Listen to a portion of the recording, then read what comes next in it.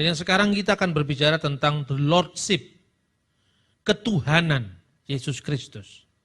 Nah sekarang apa bedanya dengan Allah dan Tuhan? Kita menyanyi dan sering menyanyi, Yesus Tuhan dan Allah kami, Engkau layak menerima pujian. Apa artinya dia Tuhan dan dia Allah? Dalam bahasa sehari-hari sering tidak terbedakan. Apalagi dalam bahasa Indonesia ada ungkapan terjemahan, tiada Tuhan selain Allah. Terjemahan itu sebenarnya benar, tapi sebetulnya kurang eksplisit ya. Di situ kata dalam bahasa Arab yang diterjemahkan Tuhan itu ada dua, yaitu ilah dan Rob. Ilah itu artinya divine, dia yang disembah. Godhead, dia yang disanjung, yang dipuji, yang disembah, yang dimuliakan. Dalam bahasa Inggris God. Nah kalau Tuhan itu Lord. Lord itu artinya yang punya otoritas, yang punya wibawa, yang punya kepenguasaan. Itulah Tuhan. Makanya Lord dan God. Yesus dalam pengertian God, itu maknanya Yesus adalah firman Allah. Tadi pagi sudah saya jawab. Allah menciptakan segala sesuatu yang ada, ya baik yang kelihatan maupun yang tidak kelihatan, itu dengan firman Allah. Oleh karena segala sesuatu diciptakan oleh firman-Nya, maka firman itu otomatis sama-sama kekal dengan Allah. Jadi dalam Alkitab kita melihat Yesus terang dunia, Yesus roti yang hidup, Yesus jalan dan kebenaran dan hidup. Tetapi istilah Yesus firman Allah ini bukan sekedar gelar. Ini hakikat dari Yesus Kristus. Banyak juga terjemahan Alkitab yang terlampau bebas. Misalnya Living Bible menerjemahkan Yohanes pasal 1 ayat 1 itu adalah in the beginning was the Christ. Pada mulanya adalah Kristus. Terjemahan ini salah. Kristus itu adalah jabatan. Kristus itu adalah gelar. Sedangkan firman itu bukan gelar. Firman itu adalah identitas Yesus. Kenapa? Karena dalam Yohanes pasal 1, ayat 1, 2, dan 3. Di situ dikatakan begini, pada mulanya adalah firman. Firman itu bersama-sama dengan Allah, dan firman itu adalah Allah. Ayat 3 kemudian, segala sesuatu dijadikan oleh Dia. Dia di sini siapa? Firman.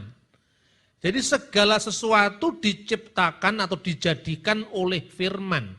Dan tanpa Dia dan tanpa firman Allah itu, tidak ada sesuatu pun yang jadi dari segala yang telah dijadikan. Orang Islam juga percaya itu. Innama amruhu idza aroda sayyan an yakullahu kun fayakun. Sesungguhnya apabila Allah itu menghendaki sesuatu, Dia hanya berfirman, jadi maka jadilah. Firman itulah olehnya Allah menciptakan laut, langit, bumi dan segala isinya ini. Maka firman itu sama-sama kekal dengan Allah, ibarat pikiran seseorang tinggal dalam diri seseorang bersama dengan roh seseorang. Nah itulah yang dimaksudkan Yesus sebagai Allah. Jadi Yesus sebagai Allah itu bukan menunjuk kepada kemanusiaan Yesus yang bisa dicobai, yang mati, yang disalibkan, yang lebih rendah dari Bapa, yang diutus oleh Bapa, yang disebut Nabi Yesus dari Nazaret, yang disebut Rasul dan Imam besar yang kita punya, yaitu Yesus, Ibrani pasal 3 ayat 1. Kemanusiaan Yesus itu putra Maria. Kemanusiaan Yesus itu berdoa. Kemanusiaan Yesus bukan hanya lebih rendah dari Bapa. Bapa lebih besar daripada aku, kata Yesus.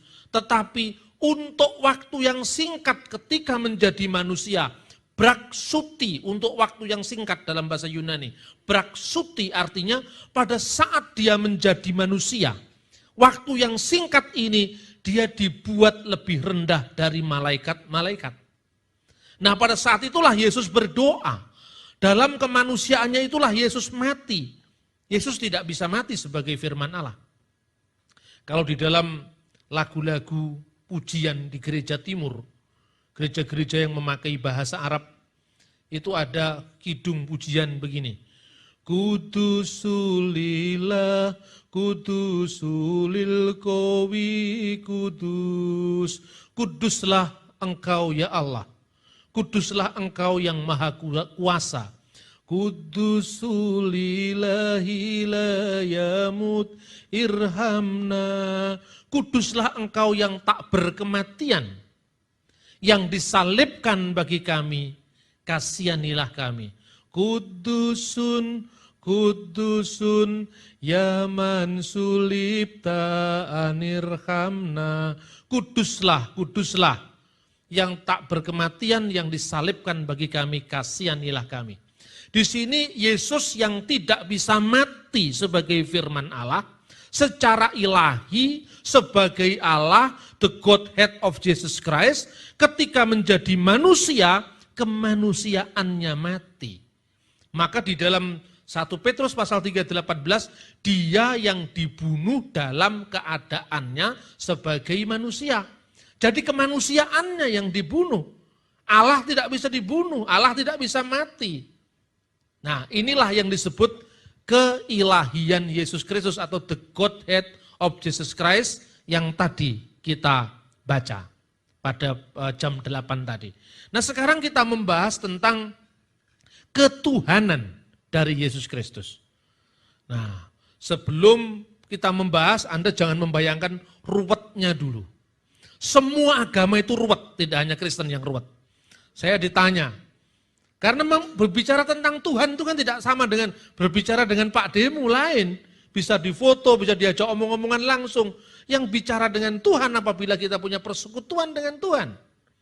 Tidak mungkin kalau Tuhan bisa dikatakan itu Tuhan lagi cangkruan di sana, kan tidak mungkin Tuhan kayak begitu. Maka pasti ruwet, agama itu pasti ruwet. Kalau tidak ruwet itu bukan agama.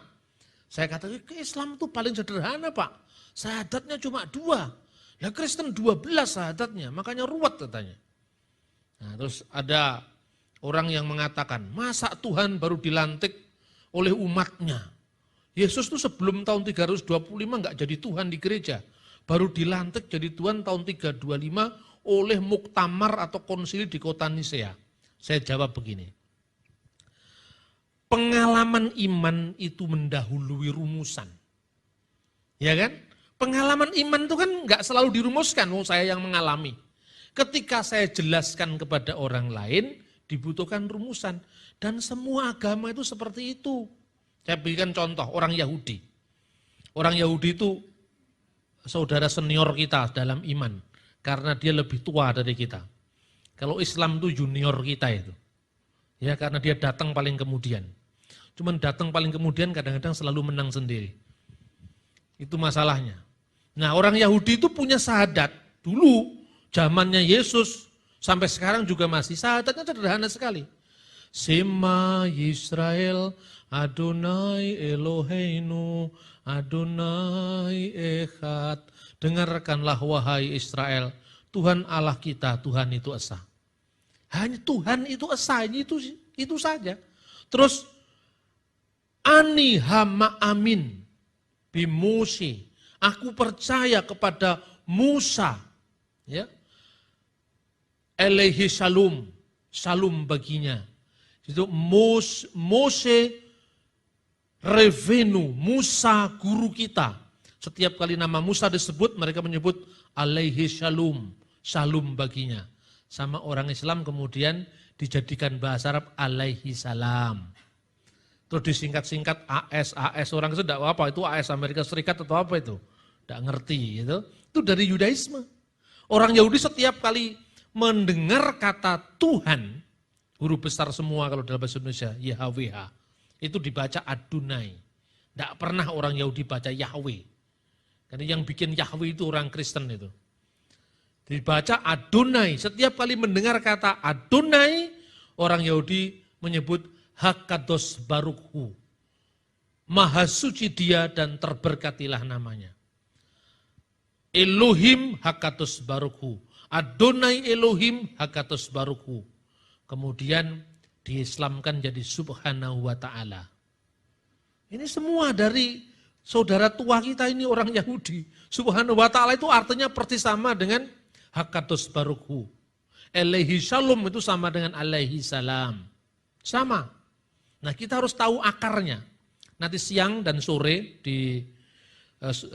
nanti siang di jam 1 di Embong Sawo, saya akan berikan contoh bagaimana orang Yahudi membaca Mazmur. Membaca Mazmur dan kemudian akan saya berikan contoh orang Kristen membaca Mazmur, tapi orang Kristen yang Timur Tengah sana. Kalau di sini Mazmurnya sudah dimodernisir. Makanya kalau Mazmur 23 itu ya baca bermazmur itu ya kayak orang ngaji. Itu bukan Islam, itu dari Timur Tengah. Anda nggak usah dengerin saya juga nggak apa-apa. Buka di YouTube, Anda lihat reciting in Hebrew Psalm. Anda buka di situ akan kelihatan banyak pilihan. Orang Yahudi di sinagog membaca Mazmur. Itu kayak orang mengaji, yang benar orang mengaji kayak ini. Karena apa? Ini sudah ada sebelum zaman Islam. Orang Kristen sampai sekarang pun juga menggunakan itu. Misalnya, Mizmor le David, Mizmur dari Daud. Terus kemudian orang Kristen Arab mengucapkan min masamir liyabina Daudin nabi wa malikut tohir barakatullah alaina amin haleluya. Itu Kristen bukan Islam. Kalau Islam kan sadaqallahul azim, itu lain. Nah, betapa pentingnya kitab Mazmur itu dalam kehidupan jemaat mula-mula. Makanya nanti siang akan saya tunjukkan ini, selama ini kan dipikir karangan saya. Saya tidak ngarang, saya hanya menghadirkan. Maka ketika banyak teman-teman muslim yang garis keras itu, sekarang banyak sekali nyerang-nyerang saya di internet itu. Ini karangannya Bambang Nursyana, bukan karangan saya. Terus kemudian saya kasih ini, coba baca YouTube ini. Banyak sekali orang Yahudi membaca Mazmur di tembok ratapan, orang Yahudi membaca Mazmur di Yad Vasem, peringatan tentang Holocaust Yahudi yang ada di Yerusalem itu bukan dari karangannya orang Indonesia. Kenapa kok itu karangan saya? Dengan begitu kan mudah mengarahkan pada undang-undang penodaan agama. Membuat kegiatan keagamaan yang menyerupai agama yang berlaku di Indonesia. Dan maunya saya mau di LPMI-an, mau di LPMI-kan, jadi mau di penjara saya. Supaya kelihatan ini yang ngarang-ngarang, supaya persis Islam loh. Saya enggak ngarang-ngarang loh, kemudian saya arahkan, coba Anda lihat, sekarang ini kan era informasi, orang ngarang dan orang enggak ngarang itu kan kelihatan. Nah saya tidak mau jadi Yusuf Roni jilid 2, makanya saya lebih taktis dalam bermain, ya kan? Saya tunjukkan ini kan wacana, saudara-saudara. Jauh sebelum zaman Islam sudah ada seperti itu. Nah, kenapa saya tegaskan ini penting, ya? Pertama, Mazmur ini sering dikutip oleh para rasul Yesus.